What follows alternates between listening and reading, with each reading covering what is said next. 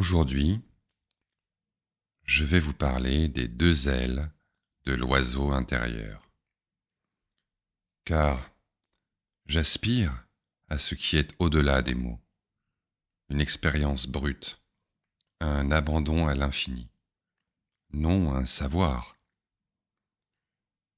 Mais cet au-delà des mots passe par les mots.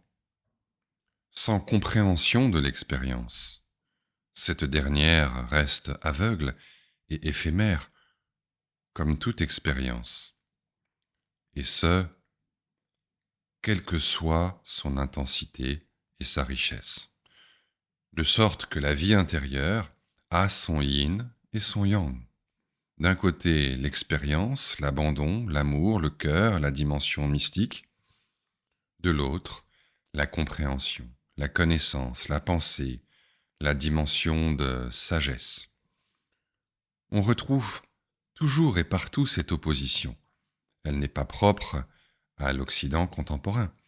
Ainsi, dans l'hindouisme, la Bhagavad Gita distingue compréhension, samkhya, et expérience, yoga, et formule clairement le problème. La méditation, le ressenti, en eux-mêmes, ne peuvent rien. La compréhension seule semble manquer de chair. Le débat continue jusqu'à nos jours entre les partisans du Hatha Yoga ou du Tantra d'un côté et ceux du Vedanta ou du Néo-Advaita de l'autre. D'un côté, les partisans de l'expérience pure et de l'autre, les partisans de la compréhension pure. Comme dira Kant, l'expérience seule est aveugle, le concept seul est vide. De même, la tradition bouddhiste met en garde contre la tentation de s'attacher seulement aux expériences intérieures, dans la pratique de ce que l'on appelle shamatha, le calme, en négligeant la compréhension, vipassana, la vision claire. Le discernement, prajna, doit être le couronnement de la contemplation, samadhi. Et de même, la compréhension de la vacuité des expériences, shunyata, doit toujours accompagner l'expérience de la compassion universelle, karuna. Dans la tradition chrétienne, on a débattu pendant des siècles pour déterminer qui, de l'amour ou de la connaissance, du cœur ou de la pensée, était le plus apte à unir l'âme à Dieu.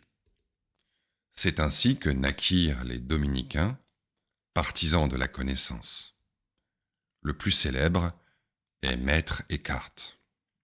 Et les franciscains, partisans de l'amour, avec des maîtres moins à la mode, mais non moins fulgurants, comme Bonaventure ou Duns Scott. Sans parler des profondissimes manuels de contemplation rédigés par les maîtres français du XVIIe siècle, comme Alexandrin de La Ciotat ou Simon de Bourg-en-Bresse, pour ne citer que deux illustres inconnus. Et nos vies intérieures balancent entre ces deux extrêmes, l'expérience et la compréhension, à des rythmes différents, il est vrai, mais à moins d'être parfaitement obtus, cette oscillation est inévitable. Nous aimons et nous sentons l'appel de l'infini. C'est le yoga du désir, l'élan mystique. Mais nous sommes également fascinés par le pouvoir de la pensée, car ce sont les idées qui dirigent le monde, et tout ce que nous faisons est fondé sur des idées explicites ou, le plus souvent, confuses. Or, nous pressentons que ce sont là deux moments d'un même mouvement, deux appuis pour une même marche. Et ainsi, il y a comme une ascension en spirale.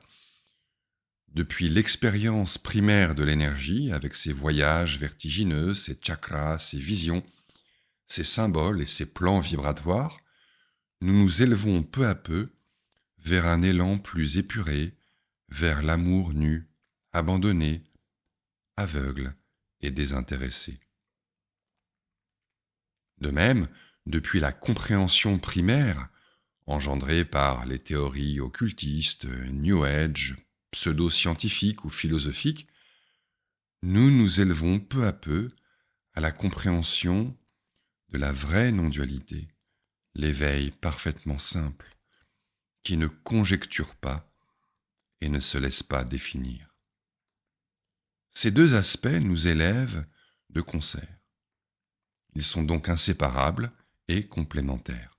Et en outre, ils se rejoignent en s'élevant. L'amour est une connaissance. La connaissance est de plus en plus ressentie comme un amour. L'expérience comprend au-delà d'elle-même, et la pensée devient expérience. Mais non pas dans une régression qui serait le fruit d'un renoncement paresseux, le fameux au-delà des concepts des éveillés du dimanche, mais dans une élévation à l'infini, jamais achevée dans l'expérience et pourtant toujours déjà réalisée dans la compréhension. Et encore, même au sein de l'expérience de l'amour, on comprend que ce que l'on aime est incompréhensible et ne sera jamais pleinement embrassé. Et même au sein de la compréhension de la non-dualité, il y a aussi un approfondissement sans fin. Pourquoi ? Parce que l'infini ne finit pas. Tout est emporté. Aussi, ce que le cœur aime sans épuiser son désir, c'est ce que la pensée contemple sans pouvoir le comprendre. Deux facettes d'une même vie. Et les deux se complètent comme deux jambes ou comme les deux ailes d'un oiseau.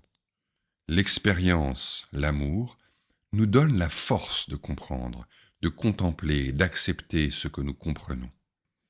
La compréhension, la pensée, nous offre un cadre, nous fait un avec la lumière sous-jacente à toute expérience. De plus, l'expérience se perd souvent dans les détails. La compréhension donne du recul et du sens.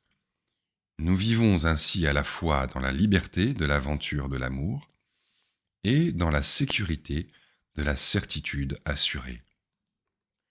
C'est la condition d'une vie intérieure viable et durable, d'une vie qui se poursuivra jusqu'à la mort et au-delà, d'une vie capable de grandir et de devenir adulte.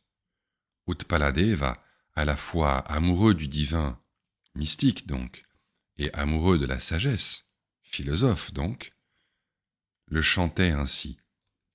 La vision des choses telles qu'elles sont et l'immense fête de ton adoration forment un couple qui se porte l'un à l'autre, un couple qui grandit sans cesse pour tes amoureux.